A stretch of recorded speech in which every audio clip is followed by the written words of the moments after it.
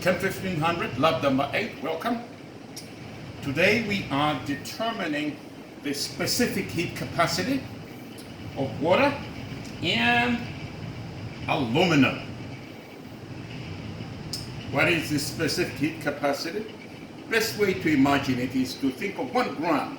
1 gram of water, 1 gram of aluminum, and then to say how much heat, how many joules will it take to raise the temperature of the 1 gram by 1 degree centigrade. Specific heat capacity. We'll start with the water. So I have in the styrofoam cup 50 grams of water. 50.02 grams of water. All right? And I have in here a heating head. So this is the heating coil. So we'll apply a DC voltage and non-DC voltage. Again, voltage is joules per coulomb. Coulomb is a unit of charge. Then we'll measure the current that flows through the system. That's coulombs per second. That's the amps, coulombs per second. And then we'll use the data logger to measure the time. So if you have the voltage, joules per coulomb, the current, coulombs per second, and the time in seconds, if you multiply those three, you get joules. So then, the idea is that we're inputting a certain number of joules into this known amount of water, and then we'll measure the temperature change. And with that, we can calculate the specific heat capacity. So I'll have you look at the front panel of the DC voltage source. If I turn it on, up here is the voltage. It's reading 3.4 volts. And here 2.58 amps. And I have in here a stir bar so that whatever heat is generated at the heating coil is distributed throughout the water. So I'll start here to establish the baseline temperature. And so on my data logger here, I hit play. And I press F1 to sort of bring it on a bigger scale. That establishes the baseline temperature. I now will turn on the heating source. And we're going to run this for 50 or 60 seconds.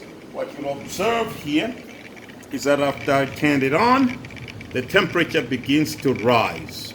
And it's rising in a nice, linear, straightforward fashion. Why? Because we're inputting energy at a constant rate.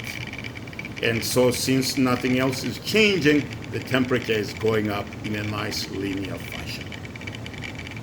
I'll let it go for a while here.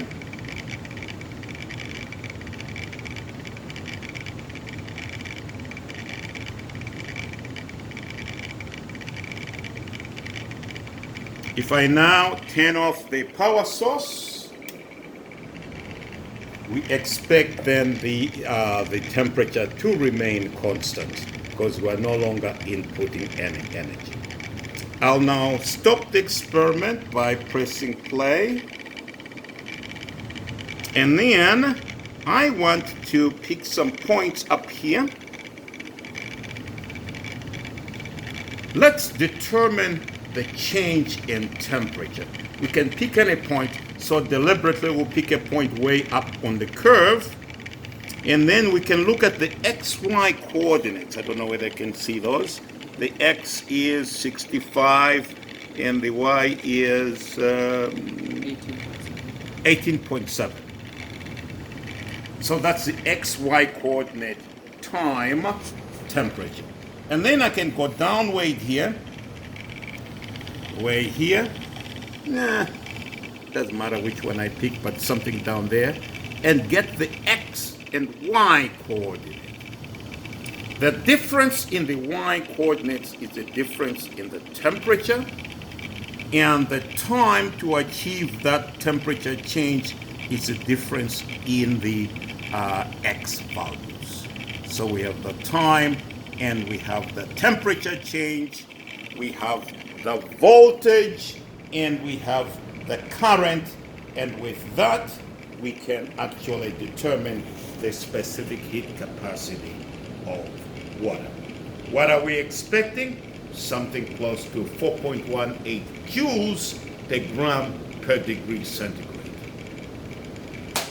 So what I've done in this case, since that data can be kind of hard to obtain, I have all the relevant data in the Excel sheet that's available on Blackboard. So you'll have all the data. I just wanted to show you how the experiment is done. So that's the part with respect to specific heat capacity of water. Now let's move on to the other one. Specific heat capacity of aluminum. How are we going to do that? In my styrofoam cup here, I have a known mass of water, 40.018 grams of water. And I have here boiling water, and in the boiling water I have an aluminum piece. I happen to know the mass of the aluminum piece. What I want to do is measure the temperature of the water.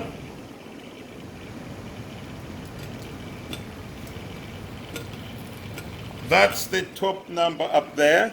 Let's read that as 99.30. That's the temperature of the boiling water. And we will make the assumption here that that is the temperature of the metal, the initial temperature of the metal.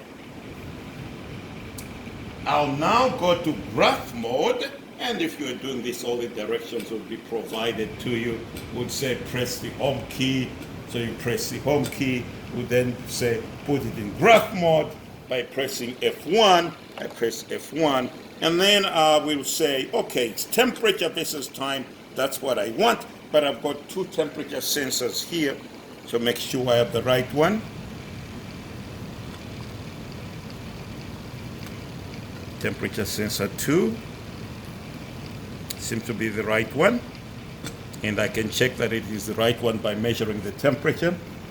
Should be the temperature of the water, in this case 15 or something like that. So that's the initial temperature of the water. So there are two different initials, one for the metal and one for the aluminum. You mean the water? Oh, for the aluminum that's in the water, Okay. yes. I will now transfer the aluminum that is starting off at 100 degrees, since it's in boiling water, and put it into the water that is in the styrofoam cup.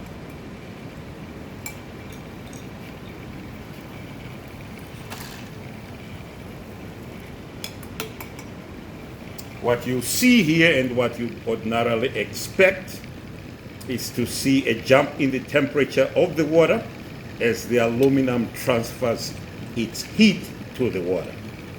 I'll now stop this. Now I want you to note here that the final temperature of the water and the final temperature of the metal are the same.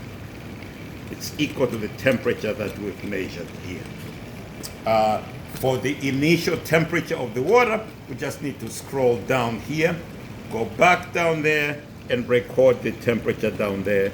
And so in this case then, we have all the values that we need. What are the values that we need? The mass of the aluminum, I pre-weighed that. The temperature of the boiling water, which is equal to the initial temperature of the metal of the aluminum. We have those. Then we have the initial temperature of the water in the styrofoam cup, right? And then we have the final temperature, and the final temperatures are the same for the metal and for the water in the styrofoam cup.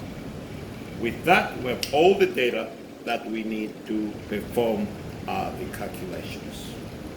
And so that is our lab number 8. I've provided all the data in the spreadsheet, and so from that you can do all the calculations. See you in lab number 9.